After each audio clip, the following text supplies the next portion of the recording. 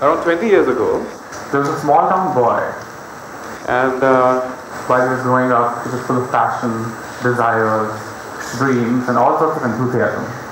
He once got a chance to take a leap, an opportunity that knocked his door, the one chance that he was looking for. Now, he opens the door and looks at this wide, enormously gigantic sea, full of opportunities. The right ones, the wrong ones, and the ones that were beyond his comprehension. Now, without knowing how to swim, he still dives in right through. Now, if he didn't have the courage to do that, if he didn't choose to take that risk, if he didn't outdo himself despite of all the shortcomings, he will be standing here right now in front of you all. Our life is nothing but a collective outcome of the choices that we make, isn't it? So it's very important for us to understand what all goes into coming to a conclusion before you're doing something or before you choose to do something. So let's try and understand the dilemma of choosing between what's right and what's wrong. Now, we all come from different backgrounds and we all hail from different cultures. We are differently existing people, so we are bound to have a difference of opinions, right? So how do we define what's right and what's wrong? So let's establish a point over here that between the shades of white and black, the right and wrong, there lies an infinite range of shades of grey. And that's where we all operate. Between these shades of grey, how do we identify where we belong? The idea is to be true to yourself. Now I'd like to ask a couple of questions to you all. How many of you have addressed these questions at some point of time to yourselves? What am I doing for a living and why? What's my objective in life or my ultimate goal? Why am I doing something that maybe I don't want to do? Am I pursuing something that makes me happy? Am I doing all of this because it's expected of me? Now, how many of you have asked these questions to yourselves? Can I see your hands in the air? No one? Yes, I see the hands. So those of you who didn't raise your hands, you guys need to spend some more time with yourself and try to understand and try to observe these things or ask these questions to yourself. And those of you who raise your hands, I feel you guys, and I really appreciate the fact that you have addressed these things. So it's very important for you to be aware of every aspect of your life. So awareness over here is a very important, crucial factor. Now all of us have two different versions of ourselves. One is the real one, us, and one is the fake us. Now the real you knows exactly what he or she wants and goes after what makes them happy and is unique to himself. Or is original, pure, and flawed and imperfectly beautiful you. And then there's the fake you, who goes around pleasing the whole world, who does things for the sake of others, who always wants to be politically correct, who wants to stick to social norms and for the sake of public validation, and who's always trying to fit in and has a fear of being judged. Now, do you realize how much of time and energy is being spent in juggling between these two versions of yourself? If you invest and manifest all of that energy into just being yourself and being true to yourself, how much of time are you going to save for yourself? And imagine how efficient and how effective your life would turn out to be. Right? Stop copying others just because you think they are doing better than you. A lot of us get so caught up in comparing their achievements to others and in trying to gauge other people's achievements. Just because some people are more successful than you or just because some people are ahead of you doesn't mean that you have any less potential in you. So stop feeling jealous of them.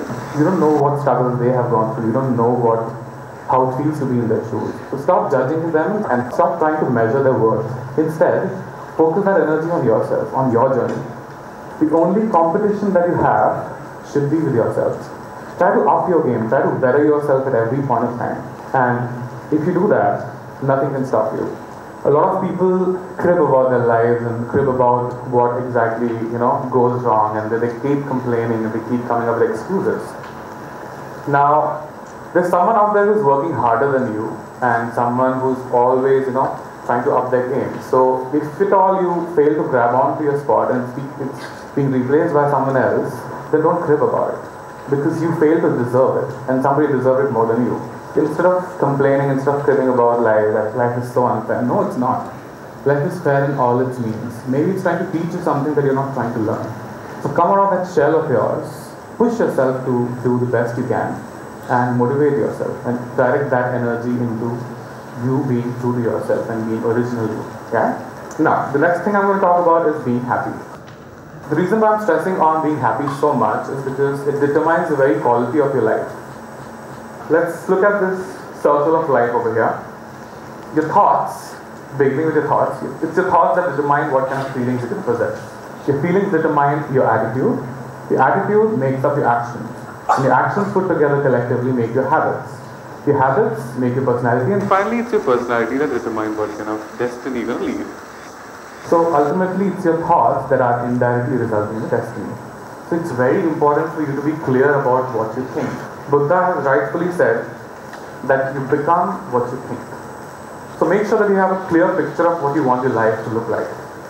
Because if you're cluttered and if you're confused in your mind, if you're perplexed, you can end up attracting misfortunes or unpleasant experiences or fortunes in your life. You don't want that. Whereas a clear mind knows what to go after, and he's clear and he achieves success like this. You have to manifest all that energy into yourself, and you have to be positive, because positive mind is the strongest weapon that exists, and nobody can stop you. It's the strongest asset you can have.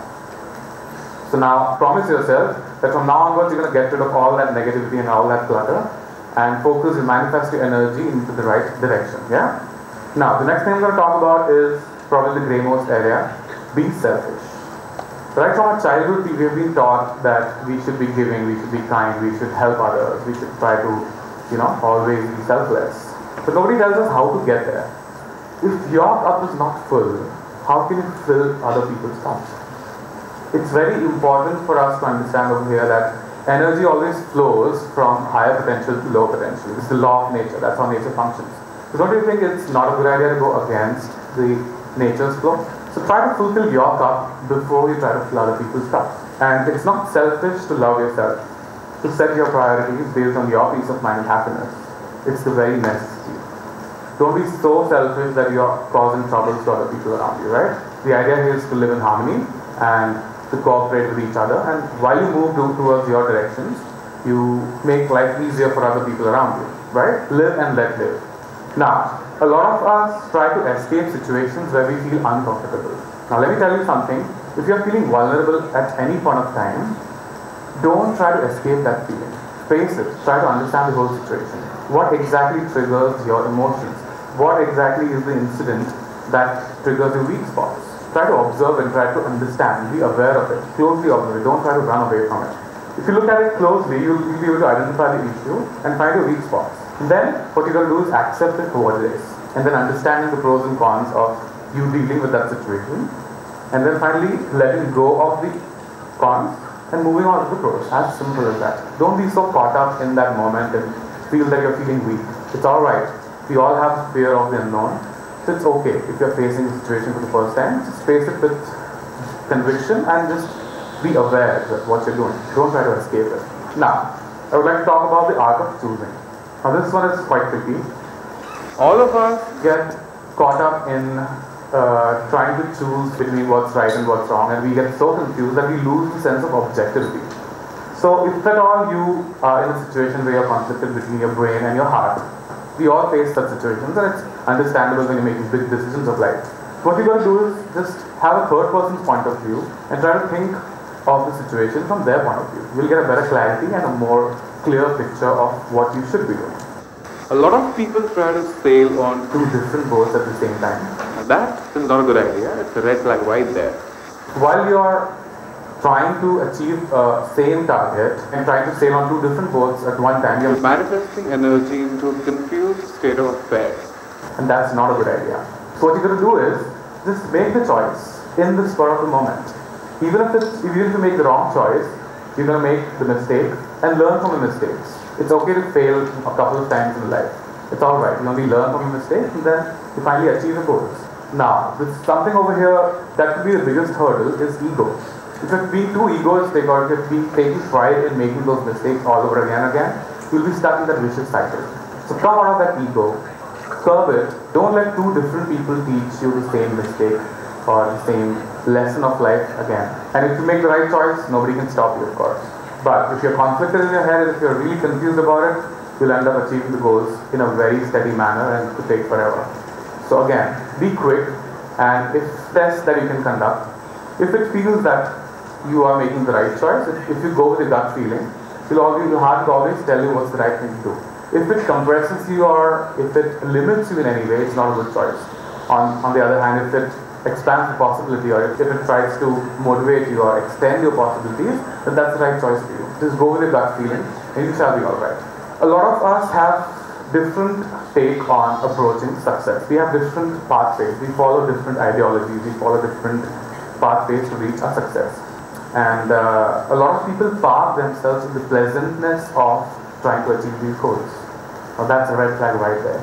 If you're getting too comfortable, if you're being too content with yourself, the whole process. Imagine a glorified treadmill. You get stagnated at that point of time. That's not a good thing.